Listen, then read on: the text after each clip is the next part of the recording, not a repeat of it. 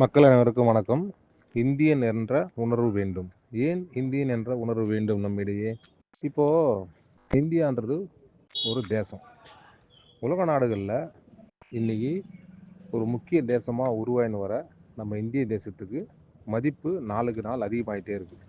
ஆனால் அப்பேற்பட்ட மதிப்புமிக்க இந்திய தேசத்தால் தமிழ்நாட்டுக்கு நன்மை கிடைக்குதா அப்படின்னு பார்த்தா நன்மை கிடைக்கலன்னு தானே சொல்லணும். ஏன்னா இப்போ இருக்கிற திராவிட அரசு என்ன சொல்கிறாங்க, நிதி தரமாட்டுறாங்க அப்படின்னு சொல்கிறாங்க. ஒரு பேச்சுக்கு வச்சுப்போம், நிதி எப்படி தருவாங்க? இப்போ 40 தொகுதி அவங்கள தோக்கடிச்சிருக்கோம். அப்போது ஜெயிச்சாதான் நிதி தருவாங்களா அப்படின்னா வெளிப்படையாக பேசுவோமே. மத்திய அரசு கீழே நம்ம இருந்தோம்னா நிதி கொடுத்துருப்பாங்களான்றதுக்கு உதாரணம் பீகாரில் கொடுத்துருக்காங்கல்ல, அதே போல் ஆந்திராவில் கொடுத்துருக்காங்கல்ல.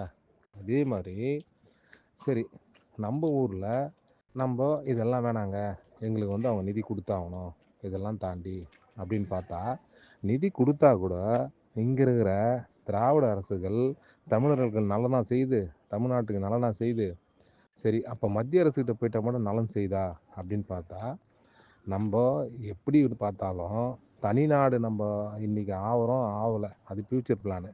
ஆனால் இப்போ இந்தியாவில் தானே இருக்கோம்.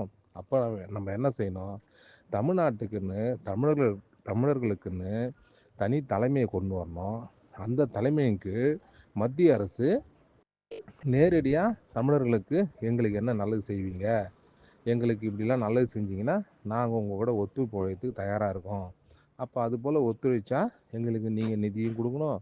அப்போது எல்லா வசதிகளும் எங்களுக்கு ஒரு நியாயமான ஒரு நாட்டுக்கு என்ன கிடைக்கணுமோ அதெல்லாம் கண்டிப்பாக எங்களுக்கும் கிடைக்கணும் அப்படின்ற ஒரு முன்னெடுப்பை நம்ம முன்னெடுக்காமல், அந்த இந்தியன் என்ற உணர்வும் நம்ம கிட்ட இல்லாமல், நம்ம தமிழ்நாடு தமிழ்நாடு அப்படின்னு தனியாக நின்றுட்டு இதை பயன்படுத்தி வளர்ந்ததெல்லாம் திராவிட கட்சி தானே,